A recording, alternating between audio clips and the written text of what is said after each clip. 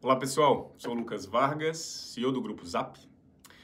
A gente tem aproveitado os nossos papos com o mercado, com os nossos colaboradores, para entender melhor esse contexto muito particular pelo qual a gente está passando, esta crise do coronavírus. A gente já falou em outros momentos sobre como será que a crise vai evoluir, será que alguns setores vão ser mais afetados que outros? Falamos do dilema de saúde versus economia, entendemos que não pode ter essa dicotomia, é cuidar da saúde e da economia ao mesmo tempo. Como essa parte econômica começou a ser explorada recentemente, a gente resolveu buscar informações de possíveis impactos no mercado para nos ajudar a nos preparar, nos organizar. É complexo, é técnico, não é o nosso expertise, não é o meu expertise, mas ainda assim a gente achou que poderia ser interessante compartilhar com vocês esses nossos aprendizados. Vale deixar bem claro que a recomendação das autoridades de saúde segue sendo de manter o isolamento completo para minimizar a propagação do vírus. A gente não apoia o fim da quarentena neste momento. Normalmente, as discussões sobre iniciativas de reaquecimento da economia são sempre com uma convicção básica de que é preservando vidas, com todos os protocolos necessários para que a contaminação seja contida e a pressão no sistema de saúde seja minimizada. Dito isso, a gente vai hoje explorar o lado econômico. E nesse mundão de informação e dados, muitas vezes sem credibilidade, a gente encontrou um material de uma consultoria, ela se chama BCG, que faz uma análise bastante estruturada do possível choque econômico que o coronavírus vai trazer. Então, é esse material que eu acho aqui que vale compartilhar com vocês, tudo bem? Vamos lá, então. À medida que o coronavírus continua essa sua marcha em todo o mundo, os governos adotaram medidas comprovadas de saúde pública, como distanciamento social, para interromper o contágio, físico. Isso cortou o fluxo de pessoas pelas ruas e diminuiu o consumo. A economia desacelera e está em processo, então, de entrar numa recessão global. O contágio econômico está se espalhando tão rápido quanto a própria doença. Isso porque um restaurante fechado compra menos de seus fornecedores, deixa de pagar os salários, diminui o giro da moeda em diversos setores. Isso não parecia plausível até algumas semanas atrás. Quando o vírus começou a se espalhar, políticos, gestores de políticas públicas, os diversos mercados informados pelo padrão de surtos históricos observavam meio desconfiados à distância, enquanto o momento certo para iniciar o isolamento social, a quarentena, ia passando. E naquele momento seria eficaz e menos onerosa a quarentena, o isolamento. Agora, muito mais adiante, algumas semanas, nessa trajetória aí da doença, os custos econômicos são muito mais altos. E prever o caminho a seguir se tornou quase impossível, já que várias dimensões da crise são desconhecidas, a gente não tem precedentes. E é nesse território desconhecido, só dizer que a gente tem uma recessão global não traz aqui a clareza necessária para que a gente entenda o que vai acontecer. A gente só sabe que significa que vai haver um crescimento negativo ali na recessão. Mas existem questões urgentes a serem entendidas, como o caminho que esse choque vai acontecer, a recuperação, se as economias estão capazes aí de retornar aos níveis de produção, taxas de crescimento pré-crise, se vai ter algum legado estrutural da crise do coronavírus. A gente ainda não tem esses detalhes, mas a verdade é que é tudo muito obscuro e a janela para implantar o distanciamento social, que é a única abordagem efetivamente provada até o momento, é muito curta. Em Hubei, lá na China, o pessoal perdeu a oportunidade. O vírus explodiu por lá, mas o resto da China fez questão de não perder.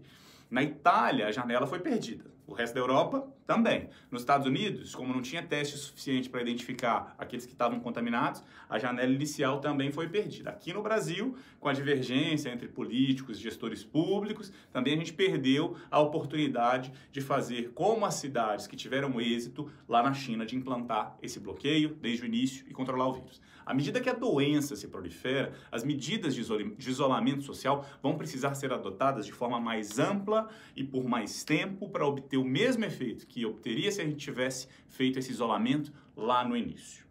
E se a gente precisa agora prolongar esse isolamento, a atividade econômica fica ainda mais sufocada.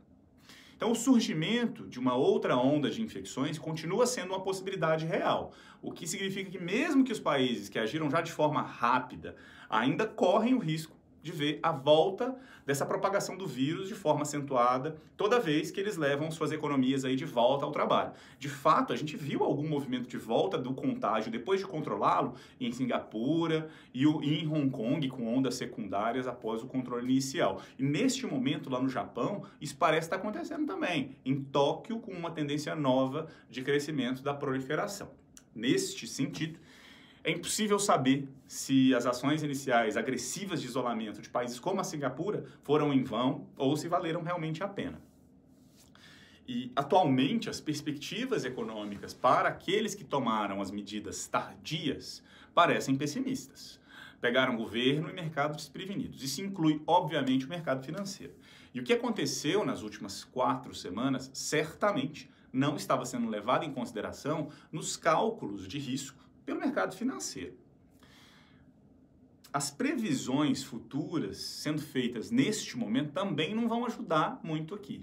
Por exemplo, há 2 semanas, o mercado fez estimativa para reivindicações de seguro-desemprego nos Estados Unidos. Queriam saber qual era o número de pedidos até o final da semana passada, a última semana de março. Eles previam que seria cerca de 1,6 milhão de solicitações, mas o número chegou a 3,3 milhões, um número historicamente sem precedentes lá nos Estados Unidos, cerca de 5 vezes maior do que o maior aumento semanal que a gente teve na crise de 2008 e 2019. Mas o que é mais impressionante é o que aconteceu esta semana. Aqueles 3,3 bateram 10 milhões de pessoas pedindo auxílio-desemprego nos Estados Unidos.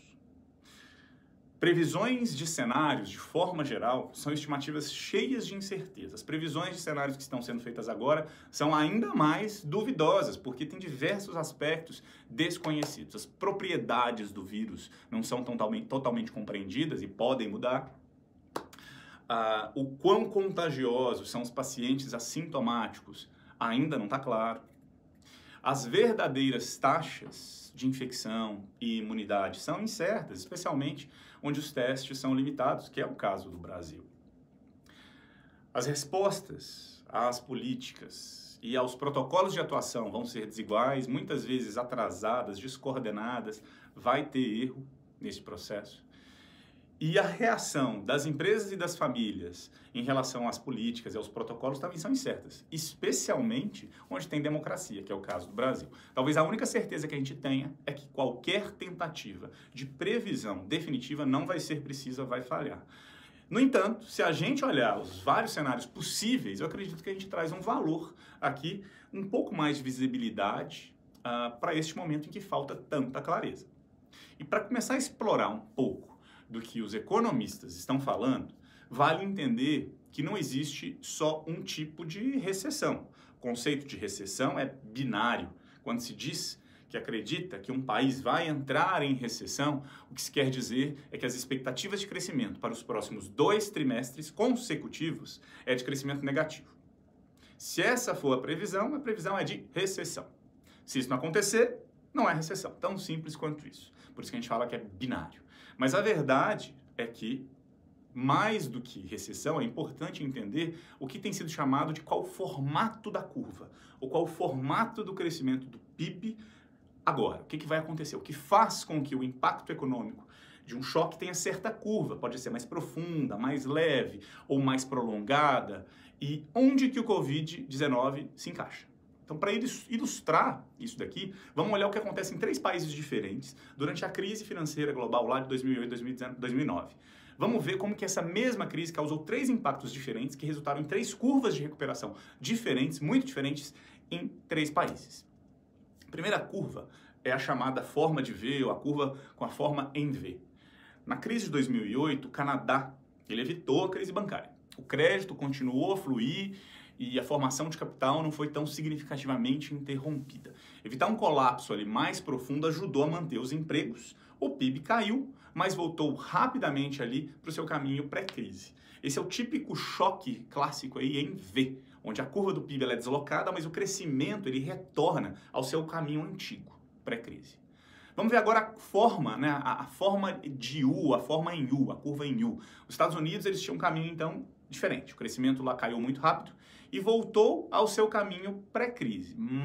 Observe que a taxa de crescimento se recuperou, as inclinações das curvas aí, dessas duas, são as mesmas, antes e depois. Mas a diferença entre o caminho antigo e o caminho novo, ela permanece grande. Houve um dano estrutural na curva de crescimento que atrasou a economia americana. Isso foi causado pela crise bancária profunda que interrompeu a intermediação ali de crédito. À medida que a recessão se arrastava, causava mais danos à oferta e à produtividade do trabalho. Os Estados Unidos, então, em 2008, 8/9, são um formato em U clássico, uma versão muito mais cara, muito mais danosa daquele formato em V do Canadá. E, por fim, a forma de L, a forma em L. A Grécia, neste mesmo período aí, 2008, 2009, nos ajuda a retratar o que é, de longe, a pior forma dessas curvas de PIB.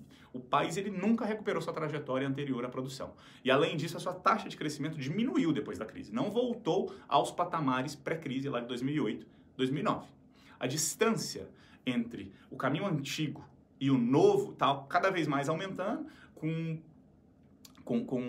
a produção que compõe aí o produto interno bruto vem sendo perdida, né, ao longo dos anos de forma contínua. Isso significa que a crise deixou danos estruturais duradouros do lado da oferta da economia. Insumos de capital, insumos de trabalho e produtividade são deteriorados e a Grécia pode ser vista como um exemplo dessa forma de L, de longe a forma mais onerosa. Então, o que impulsiona a forma de cada choque? O que impulsiona essa geometria dessa curva? O principal determinante é a capacidade que a crise tem de danificar o lado da oferta da economia. Mais especificamente, o que se chama de formação de capital. Quando a intermediação de crédito, ou seja, a oferta para pessoas físicas e jurídicas de crédito, é interrompida e o estoque de capital não cresce, tem menos investimentos, a recuperação da economia é mais lenta, os trabalhadores saem da força de trabalho perdendo seus empregos, as habilidades desses trabalhadores e das empresas são perdidas e a produtividade cai. Então o choque se torna estrutural. Os choques em V, em U, em L podem ocorrer em diferentes intensidades. Um caminho em forma de V pode ser raso ou pode ser profundo. Uma forma de U pode vir com uma queda profunda em um novo caminho de crescimento ou em um pequeno. E a pergunta agora é, onde o choque de coronavírus se encaixa até agora?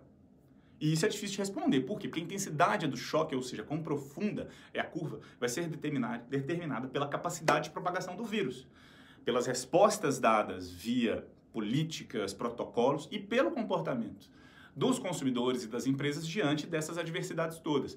Mas a forma do choque, se é V, se é U, se é L, ela é determinada pela capacidade do vírus de danificar o lado da oferta das economias, principalmente a formação de capital. Neste ponto, tanto a curva em V profunda como a U são situações com as quais a gente consegue lidar bem. O desafio é quando a gente tem uma trajetória em L ou uma U muito profunda. Então, a gente precisa entender isso. Quais seriam os possíveis causadores desses danos estruturais, danos do lado da oferta, que são muito difíceis de serem resolvidos? E também a gente quer entender qual que é a resposta, em termos de políticas, protocolos, para evitar esses danos. Então, as crises financeiras, tradicionalmente, prejudicam o lado da oferta da economia. A gente tem um período longo da história que, com esses tipos de crise muito bem mapeados, e os economistas, os estudiosos de políticas públicas aprenderam muito sobre como lidar com essas crises. Mas o coronavírus, ele estende os problemas de liquidez e de capital a essa economia real, não impacta só o sistema financeiro. Faz isso em escala muito forte, sem precedentes. E além do fato de a gente ter esse duplo risco do impacto no sistema financeiro e impacto na economia real, eles também estão interrelacionados, o que aumenta o potencial de impacto negativo dessas duas forças combinadas.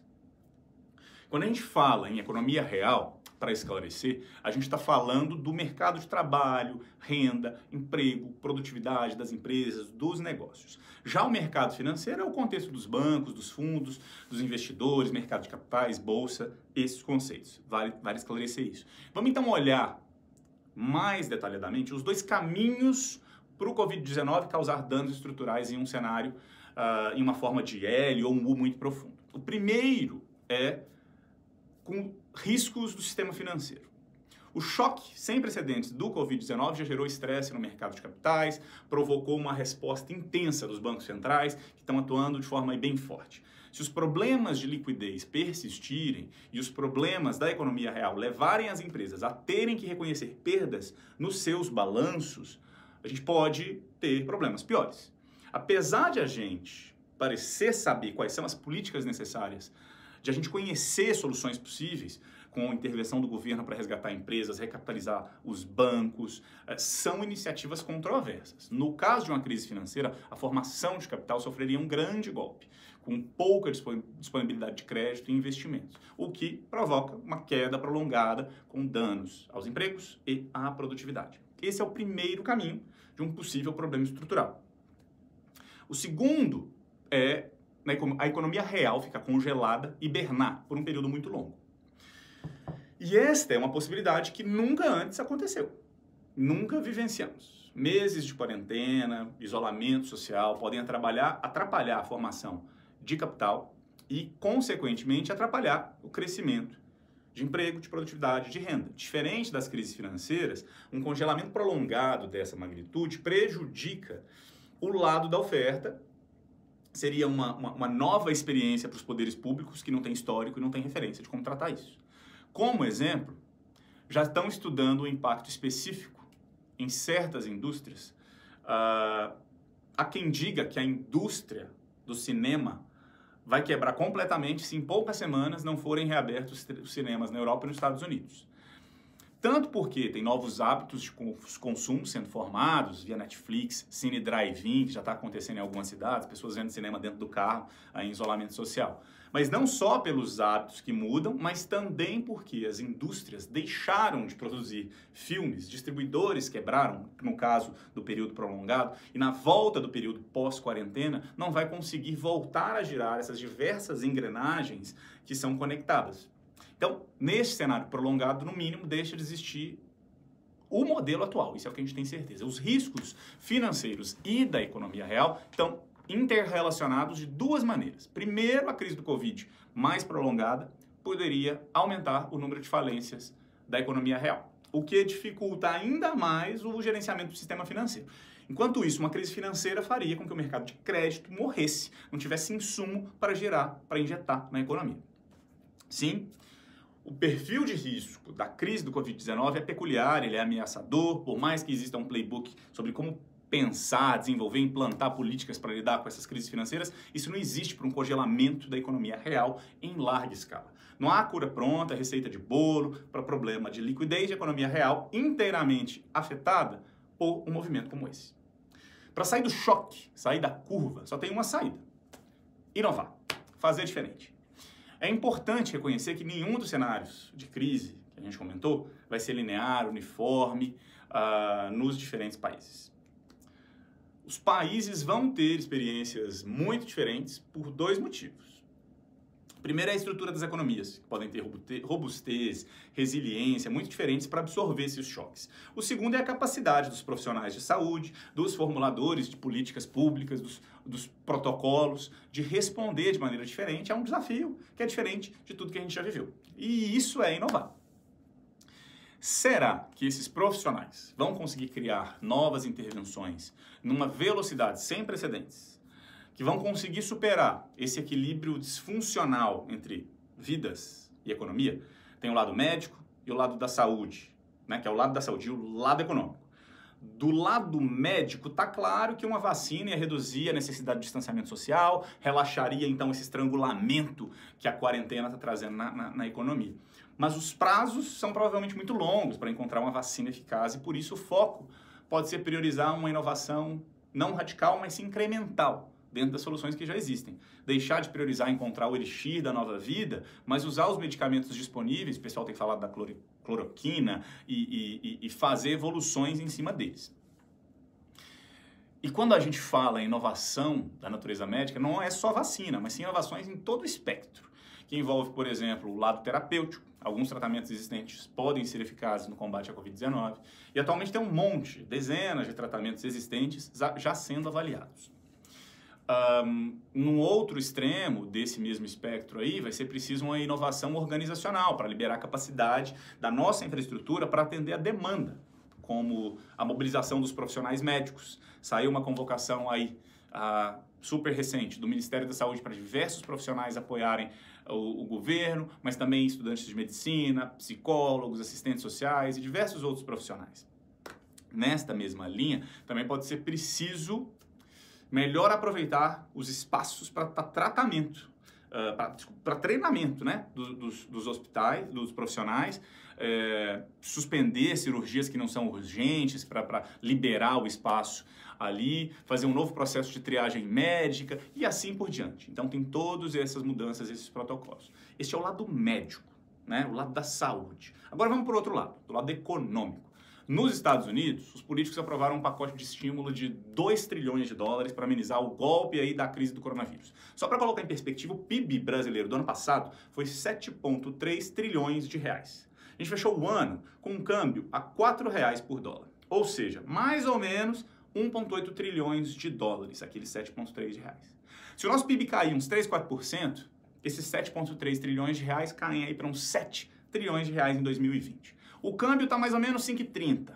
Se ele chegar até 5 no final do ano, os 7 trilhões de reais seriam equivalentes a 1,5 trilhões de dólares. Vamos voltar. Os Estados Unidos estão destinando 2 trilhões de dólares para tratar a crise, bem maior do que o nosso PIB desse ano. No Brasil, teve um ímpeto aí de aprovação da medida provisória por parte do governo, idas e vindas, algum progresso, mas o governo ainda está travado. O governo comentou então que agora vai injetar em torno de 700 bilhões de reais com os mais diversos destinos, desde auxílio aos trabalhadores informais, recomposição da remuneração daqueles que tiverem redução de jornada, redução de remuneração, medida de estímulo ao crédito, apoio aos estados e municípios e diversas outras. Tem sim muita coisa acontecendo, mas precisa ser um esforço rápido, coordenado e assertivo.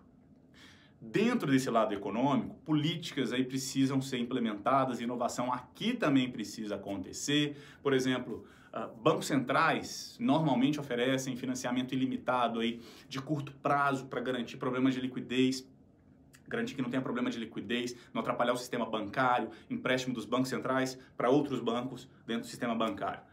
O que é necessário agora é um sistema que também ofereça esse tipo de liquidez para famílias e empresas sólidas, né? Já estão surgindo algumas políticas interessantes, tanto lá fora quanto aqui. Nos Estados Unidos, por exemplo, estão falando muito dos empréstimos ponte, bridge loans, oferecer empréstimo com juros zero à família, à empresa durante a crise e um período de reembolso aí, de repagamento longo, super exceção. Moratória de pagamento de hipoteca para financiamento imobiliário, tem isso sendo discutido por lá. No Brasil, a gente já viu o governo aprovando postergação de pagamento de tributo federal para a empresa, postergando pagamento de outras obrigações para flexibilizar o caixa das empresas. É um começo, inovações envolvendo essas políticas que desafogam pessoas físicas e jurídicas e podem atenuar bastante o impacto forte que o vírus deve causar na economia do lado da nossa oferta. Mas a verdade é que a gente precisa de execução ágil, eficiente, por enquanto está aquém do necessário. Este é o lado econômico das intervenções necessárias para garantir proteção ao lado econômico dessa balança saúde versus economia. E chegando aqui no final desse conteúdo, tentando entender um pouco do impacto do coronavírus na economia, sim, existe uma chance de inovação nos ajudar a impedir uma crise com esse formato em L, e a ideia é que essas intervenções nos ajudem a percorrer um caminho do choque mais próximo de uma forma em V, desce e volta rápido. Mas enquanto, né, a gente está bem no meio dessa batalha, está em andamento, sem inovação, as chances vão ser, na verdade, difíceis de a gente conseguir fazer essa curva em V. O fato é que a gente tem que sair da zona de conforto, tem que ter resiliência para correr atrás das soluções. Esse vídeo, ele foi feito muito baseado em um material teórico, né?